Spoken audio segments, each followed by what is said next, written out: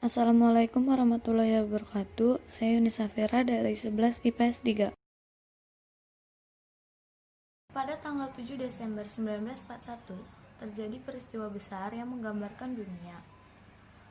Pada saat itu, Jepang menyerbu pangkalan laut Amerika di Pearl Harbor, Hawaii. Jepang mengerahkan seluruh potensi militernya yang mencakup 6 kapal induk, 10 kapal perang, 65 kapal selam, 2.274 pesawat tempur, dan peralatan tempur canggih lainnya.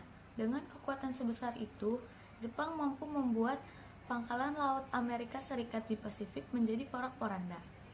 Aksi penyerangan Jepang itu berlanjut ke kawasan Asia Tenggara, termasuk ke dalam Indonesia. Pada tanggal 11 Januari 1942, Jepang pertama kali menginjakkan kakinya di tanah Tarakan, Kalimantan Utara, yang mana pada saat itu bangsa Belanda masih berada di wilayah Indonesia. Melihat penyerangan tersebut, pihak sekutu pun tidak tinggal diam.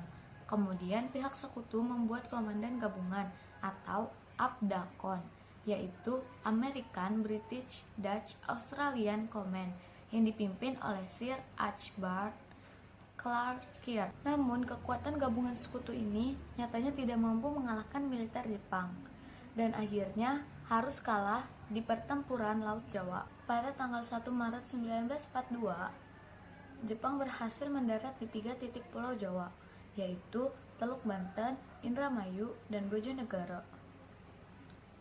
Pada 4 hari kemudian, atau tanggal 8 Maret 1942, kota Batavia jatuh ke tangan Jepang.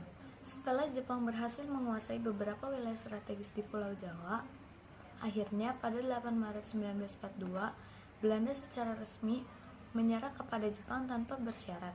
Penyerahan kepada Jepang oleh sekutu ini dilakukan melalui upacara di Kalijati, Subang, Jawa Barat, atau disebut dengan peristiwa Perjanjian Kalijati. Gubernur Jenderal Chandra dan Jenderal Terporten menjadi wakil sekutu dalam upacara tersebut. Kemudian Jenderal Hitoshi Imamura menjadi wakil pemerintahan Jepang. Dengan berakhirnya upacara tersebut, otomatis Indonesia berada di bawah jajahan Jepang. Kemenangan Jepang atas Belanda dengan sekutu disambut sorak-sorai oleh rakyat Indonesia. Selama Jepang berada di Indonesia, mereka melakukan beberapa upaya untuk menarik simpati bangsa Indonesia. Yang pertama, Jepang mengaku sebagai saudara tua bangsa Indonesia. Jepang menyebut sebagai saudara tua karena bersama-sama berasal dari negara Asia. Yang kedua, Jepang mengizinkan bangsa Indonesia menggunakan bahasa Indonesia, menyanyikan Indonesia Raya, dan mengibarkan bendera merah putih. Upaya ini dilakukan agar Indonesia membantu Jepang dalam melawan pihak sekutu. 3. Jepang mengganti nama-nama jalan, gedung dengan nama dalam bahasa Indonesia.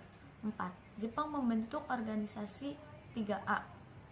Organisasi 3A adalah salah satu organisasi Jepang yang bersifat kemasyarakatan dengan 3 semboyan, yaitu Jepang Pemimpin Asia, Jepang Pelindung Asia, dan Jepang Cahaya Asia. Organisasi ini dibentuk pada tanggal 29 Maret 1942. Sekian dari saya, kurang lebihnya mohon maaf. Wassalamualaikum warahmatullahi wabarakatuh.